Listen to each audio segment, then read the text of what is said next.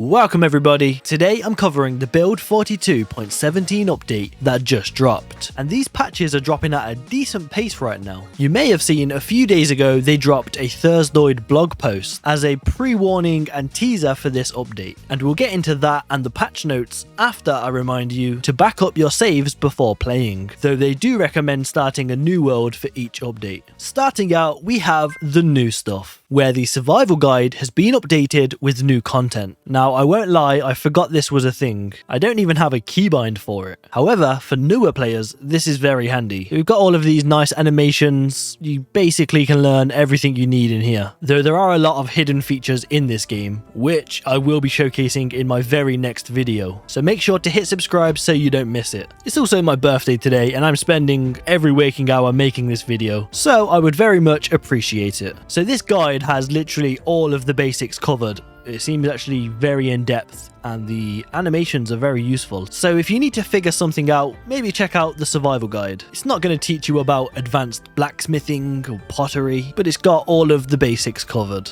It seems they have listened to the feedback on the latest update where they removed Echo Creek as a spawn location, but this update has added additional static spawn points to sandbox mode. So if we load a default game, it's still only these 4 spawns and no Echo Creek. However, if we go into Sandbox, we now have the option to spawn in Brandenburg, Echo Creek, Ekron, Palace Lake, Irvington, March Ridge, and Valley Station. And I am very happy about this. As I said in the last one, I had no idea why this wasn't already a thing, so it's great to see they finally implemented it. They have also added some new skill VHS tapes. That includes aiming, animal care, blacksmithing, electrical, first aid, napping, pottery, tailoring, and welding. Luckily, I invested in HitVids a few years ago because their stocks have just risen. This could be a real new hotspot for learning new skills. Moving on. Fluid container empty rates now depend on the type of container. They updated the pet name list in Memoriam. F's in the chat. And then we have the UI and controller section, where additional work in progress controller changes have been implemented. And they said, please keep providing feedback. It has been extremely valuable. The ability to customize controls in-game still requires additional work and will be included in a future update. Apparently the controllers are still very suboptimal. However, one of the devs created a mod, Original Control Scheme, which reverts the controls back to their original setup. For the UI, they have added a dedicated credits screen. So you'll notice on the main page we have credits. There's a pause button, you can speed it up or even put it in reverse. And why do that, you may ask? And that's so you can speed all the way down here, pause, and appreciate this beautiful name on screen. Oh, and there's your name too. They also made many in-game UI improvements, and it's quite the list, so I'm actually going to speed run through this. And I'm going to do it in one breath with no stumbling. Surely. So,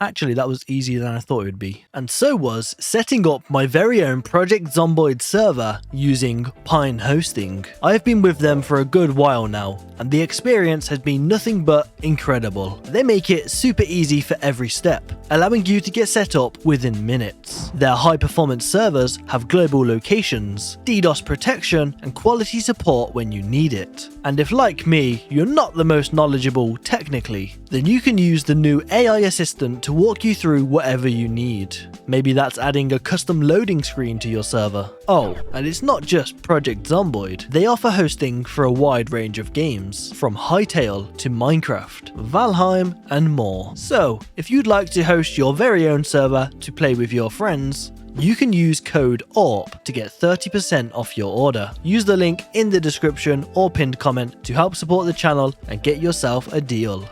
Okay, now we have the balance section, where the game mode defaults have been updated. For Apocalypse, the chance for vehicles to spawn with gas has increased from low to normal. They also increased the other loot spawn rate from 0.6 to 0.8, and increased the wound infection damage factor from 0.0 to 1. Let's not skim past that one. Previously, an infected wound was nothing but a bit of text on the screen. But now having an infected wound will actually cause damage. That may mean we have to stop being lazy and actually treat our wounds with the caution they deserve. In Extinction, they have increased the wound infection damage factor from 0.5 to 1. In the last update, they made many changes to this game mode, and I will be doing a series on this on my second channel, which has been a ghost town for way too long, but I have finally turned my shed into a great studio, so I will be recording and streaming on Twitch much more consistently.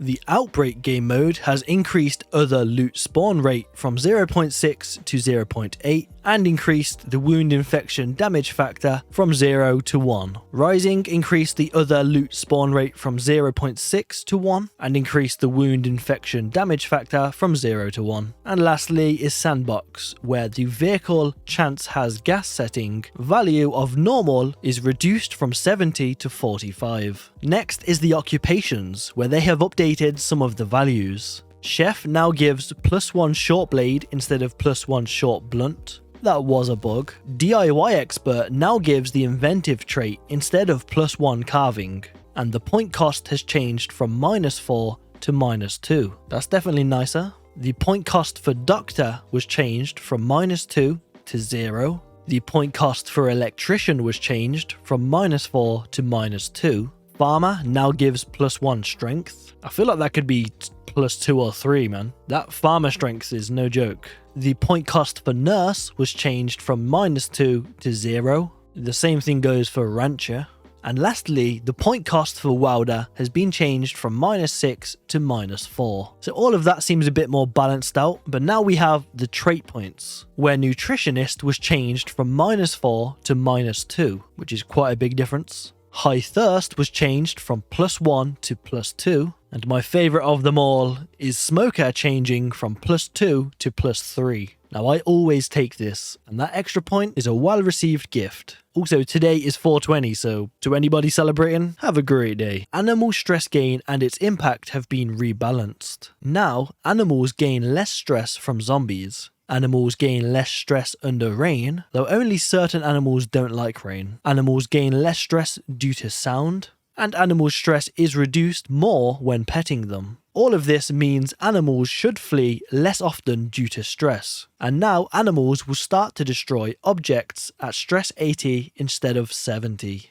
They reduce the rate that gas mask and respirator filters are drained by corpse sickness. They reduced the tool degradation for tailoring recipes, added Moodle buffs to radio and TV shows that were not awarding them, adjusted the encumbrance values of coffins and gym mats, added carpentry XP awards for a few recipes, updated several tile properties, changed the tooltip for scrapping tiles to be consistent with picking up tiles, updated some flyer definitions, pictures and text, and added guardrails for other loot distribution functionality so it doesn't include inappropriate containers, such as trash containers, fridges, freezers, coffins, etc. Now we have the multiplayer section, where they fixed being unable to set zombies' speed in multiplayer, meaning you finally have access to sprinters online, or super slow shamblers. They added thread-safe DDoS protection for RackNet. I definitely know what that means. They removed unused server options and moved map progress from client to the server. A new option, friends and nearby users, has been added to the map remote player visibility setting. Faction members are visible on the mini or world map at any distance, but other users will be shown on the mini and world map if nearby and in line of sight. I quite like that one. They fixed the rope tied to an animal disappearing after re-logging, fixed being unable to build constructions if standing near a container, fixed pipe bomb and aerosol bomb not doing damage to players or animals,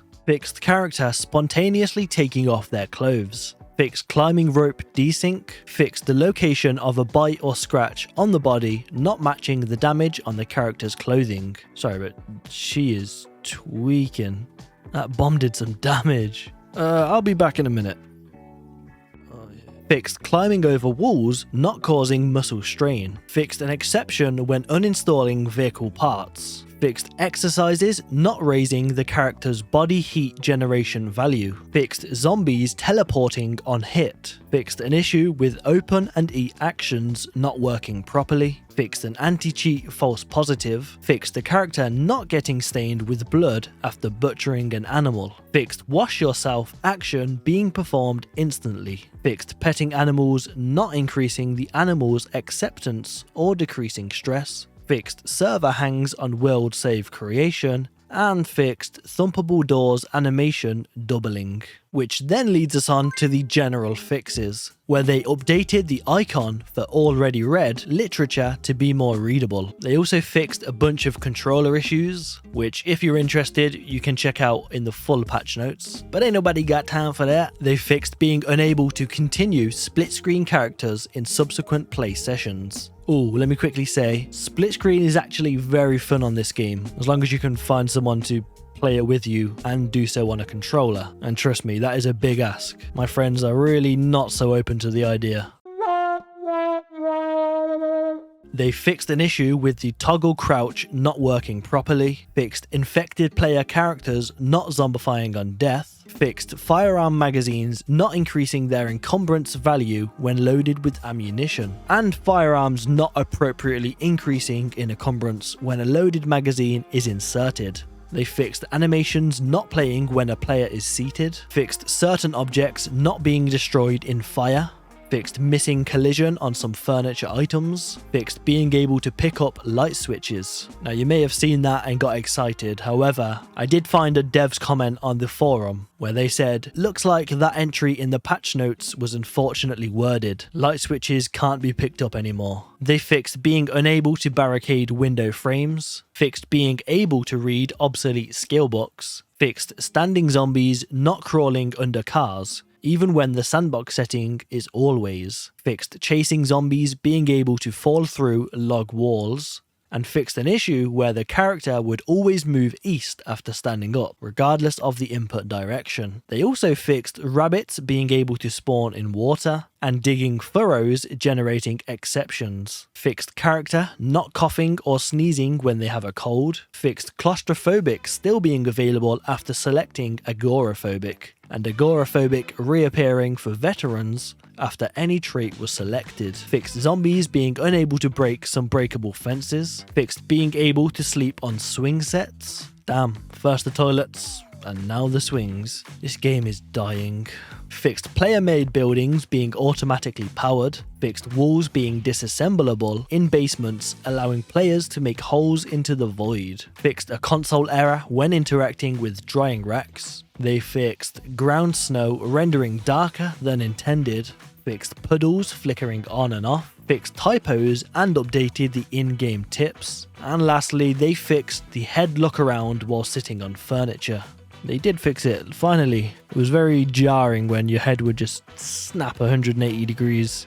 The penultimate section is sound effects, where they removed the distance cap for gunshots and explosions, which means if you're playing on a multiplayer server, it's going to feel so much more alive, because you're going to hear shots popping off all around you, and I love the sound of that. They increased the animal vocal sound range from 40 to 70. They also increased the vehicle engine sound radius from 37 to 70 and increased the rain ambience radius from 10 to 20. They fixed the M16 shooting sounds when the camera is zoomed out to the maximum distance. Okay, final little tangent, but talking of zoom distances, I've always had to use like a zoom mod because the vanilla zoom levels are not good enough for me, not necessarily as a player but for filming videos. However, I do wish they would add vanilla options for some custom zoom percentages. Kind of like how they just added the spawns to Sandbox. I would love if they added additional zoom levels to Sandbox. They fixed driving over live zombies on the ground playing wrong sounds. Fixed scrap failure and success sounds not playing.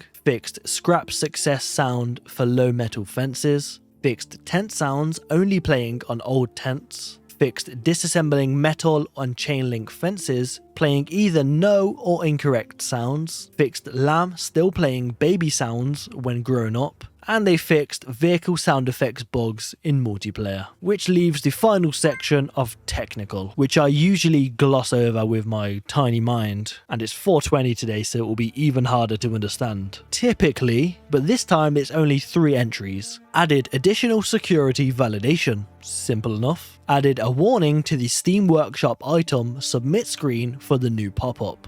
I haven't uploaded any mods, but I understand that. And they updated spiffocombat.png. I don't know what that is, but I will find it. And there it is. I don't know what has changed, but looks pretty cool. Anyway guys, that is it for today. I hope you enjoyed or learned something, because I've spent my entire birthday creating this video. I will see you in the next one, which is a great video and also coming in the next couple days, so stay tuned, and peace.